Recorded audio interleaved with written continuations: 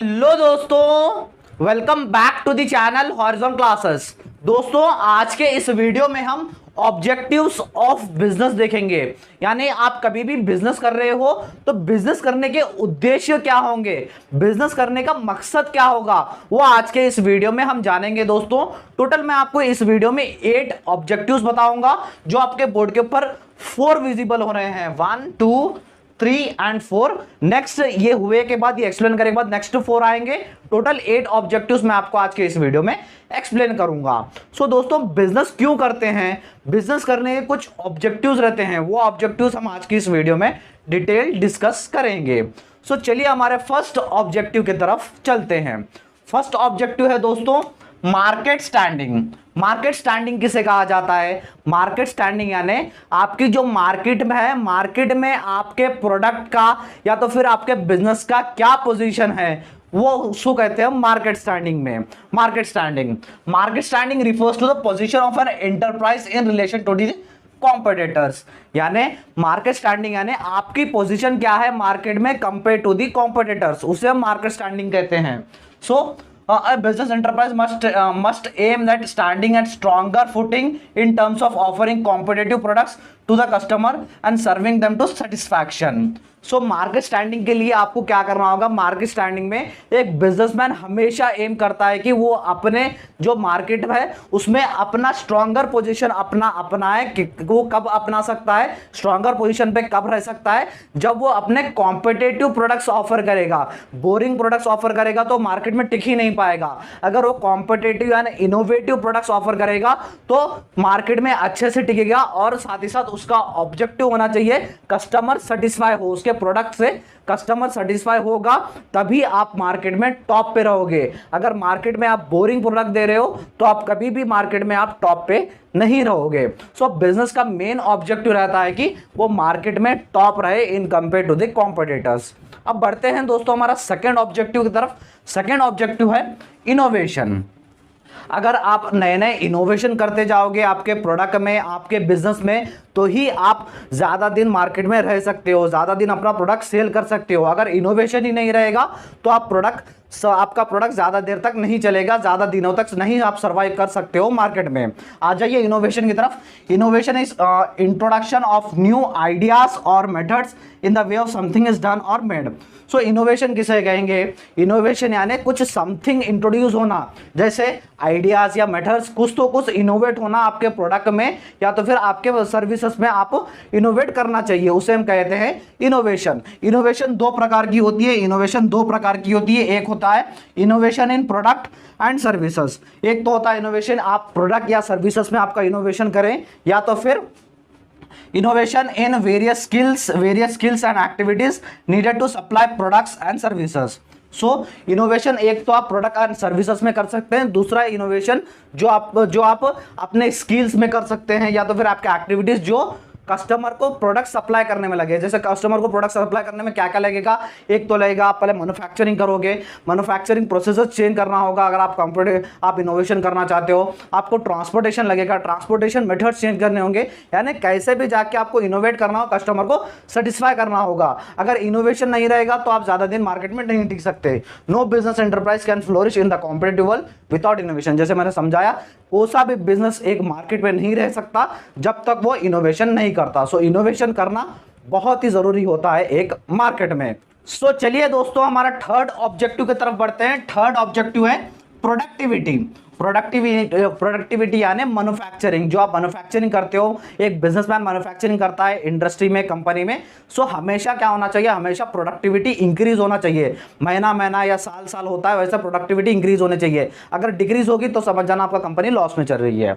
So in order to ensure continuous survival and progress, every enterprise must aim at greater productivity through the best use of available resources. So आपको अगर business में, अगर आपको market में continuously growth करना है और continuously survive करना है तो आपको हमेशा लार्ज क्वांटिटी पे प्रोडक्शन करना चाहिए। और लार्ज क्वांटिटी पे कब प्रोडक्शन करेंगे, किससे प्रोडक्शन करना चाहिए? लार्ज क्वांटिटी पे आपके पास जो अवेलेबल रिसोर्सेस है उससे ही करना। आप अगर ज्यादा नया टेक्नोलॉजीज लाएंगे तो आउट ऑफ बजट होगा, आपको प्रॉफिट ज़्यादा नहीं मिलेगा। सो आपके पास जितने अवेलेबल रिसोर्सेज है उससे आपको प्रोडक्टिविटी करनी चाहिए। प्रोडक्टिविटी हर ईयर इंक्रीज होनी चाहिए, डिक्रीज प्रोडक्टिविटी नहीं होनी चाहिए, एक बिजनेसमैन का ऑब्जेक्टिव रहता है। उसके बाद फोर्थ आ जाइए, फोर्थ ऑब्जेक्टिव है फिजिकल एंड फाइनेंशियल रिसोर्सेज। यानी हमेशा एक बिजनेसमैन एम करता है कि उसके पास सारे फिजिकल रिसोर्सेज रहे और फाइनेंशियल रिसोर्सेज में भी उसे कभी कमी नहीं रहने बोल के उसका मेन ऑब्जेक्टिव रहता है। जैसे any business requires physical resources like plants, machines, offices etcetera. अब जैसे कंपनी को चलाने के लिए, बिजनेस चलाने के लिए फिजिकल रिसोर्सेज चाहिए होगा, जैसे प्लांट्स चाहिए, जगह चाहिए, बिल्डिंग चाहिए, मशीनरी चाहिए, फर्नीचर चाहिए, ऑफिस चाहिए। फिजिकल रिसोर्सेज एक बिजनेसमैन को होना जरूरी है।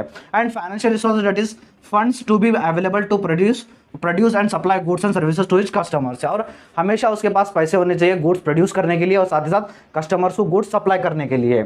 सो the business must aim at acquiring this resources according to the requirements and use them with efficiently. So जो भी बिजनेसमैन होता है, बिजनेसमैन का मेन एम होता है कि ये जो फिजिकल एंड फाइनेंशियल रिसोर्सेज है वो उसे एक्वायर करना, यानी उसके पास होने की उसके हमेशा की ऑब्जेक्टिव होता है, हमेशा उसका एम होता है। और जो भी ये फिजिकल एंड फाइनेंशियल रिसोर्सेज रहेंगे उसके बाद उसका उसे एफिशिएंटली यूज करना भी उसका एक ऑब्जेक्टिव रहता है एक बिजनेस में।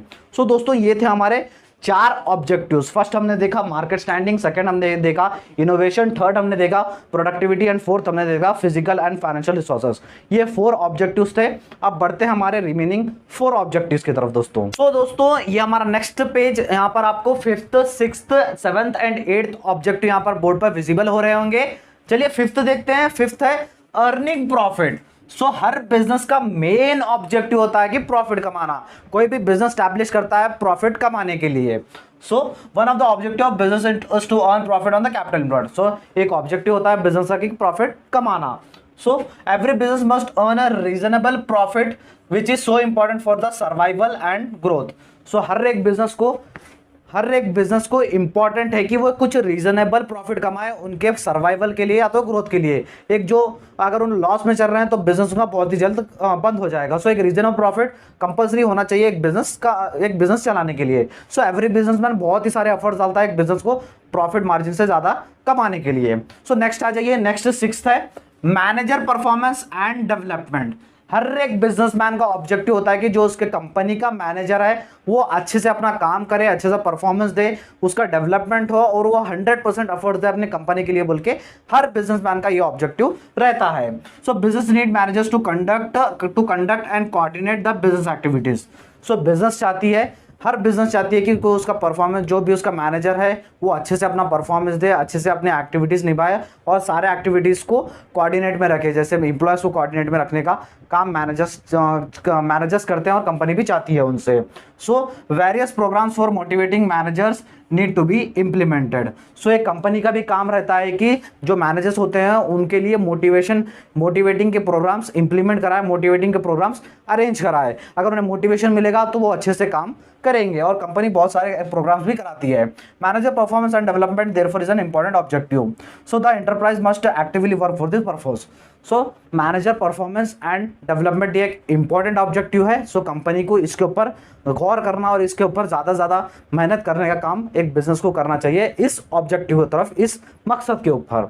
सो नेक्स्ट आ जाइए, नेक्स्ट है 7th है वर्कर्स परफॉर्मेंस एंड एटीट्यूड। जो आपके कंपनी में काम करते हैं, जैसे आपके एम्प्लॉयज हो गए, लेबर्स हो गए, उसको हम वर्कर्स कहते हैं। वर्कर का परफॉर्मेंस अच्छा होना और वर्कर का एटीट्यूड पॉजिटिव ले रहना बोल के ये हर बिजनेसमैन चाहती है, हर बिजनेस का ऑब्जेक्टिव ये रहता है। Worker performance and attitude determine the contribution towards the productivity and profitability of an enterprise. So workers के परफॉर्मेंस और एटीट्यूड के ऊपर ही डिपेंड करता है कि कंपनी कितना प्रोडक्शन करने वाली है, कंपनी कितना प्रॉफिट कमाने वाली है। यानी अगर वर्कर्स का पॉजिटिव एटीट्यूड रहा, परफॉर्मेंस अच्छा रहा तो कंपनी प्रॉफिट अच्छा कमाएगी। अगर वाइस वर्सा रहा तो कंपनी बहुत ही सारे लॉसेस का सामना करना पड़ेगा।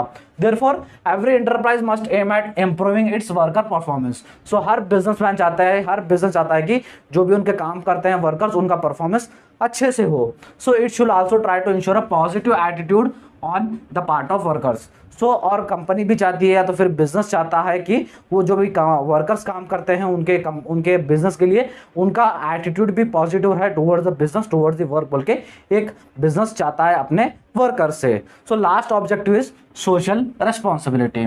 सो जो बिजनेस करते हैं, जो उनका हाई मार्जिन बिजनेस रहता है, उनका सिर्फ ऑब्जेक्टिव प्रॉफिट कमाना ही नहीं होता है, उनका ऑब्जेक्टिव होता है सोशल रिस्पॉन्सिबिलिटी करना। अब जैसे आपने रतन टाटा सर को देखा होगा, रतन टाटा सर कितना डोनेट करते हैं, कितने स्कूल्स बनाते हैं। सो उनका एक मेन प्रॉफिट भी रहता है, इनका एक ऑब्जेक्टिव रहता है कि social responsibility. Social responsibility refers to obligation of business firms to contribute resources for solving problems and work in a socially desirable manner. यानी सोशल रिस्पॉन्सिबिलिटी का मतलब है अपने ऑब्लिगेशन, अपना दायित्व सोशल के प्रॉब्लम्स, जो भी सोसाइटी में प्रॉब्लम्स आते हैं और सोसाइटी को अच्छे करने में काम जो भी लगे, उसे हम कहते हैं सोशल रिस्पॉन्सिबिलिटी। यानी एक बिजनेस का एक ऑब्जेक्टिव होता है कि वो अपने जहाँ इन्वायरमेंट में काम कर रहे हैं उसके लिए कुछ करे, उसके लिए कुछ रिस्पॉन्सिबिलिटी अपनी निभाएं। सो दोस्तों, ये थे हमारे total 8 objectives of the business. Total मैंने आपको 8 ऑब्जेक्टिव समझाए हैं, डिटेल में समझाए with the notes. I hope आपको ये वीडियो अच्छा लगा होगा। और दोस्तों, मैं क्लास 11th का सिलेबस स्टार्ट किया था बिजनेस स्टडीज का। ये हमारा चैप्टर होने को है, सिर्फ 2-3 वीडियोस होगा तो चैप्टर भी फिनिश हो जाएगा। और प्लेलिस्ट का लिंक आपको डिस्क्रिप्शन बॉक्स में मिल जाएगा, जिसमें आपको सारे क्लासेस के लिंक आपको मिल जाएंगे। दोस्तों, वीडियो अच्छा लगा तो वीडियो को लाइक कर दीजिए और चैनल को भी सब्सक्राइब कर लीजिएगा। थैंक यू सो मच दोस्तों।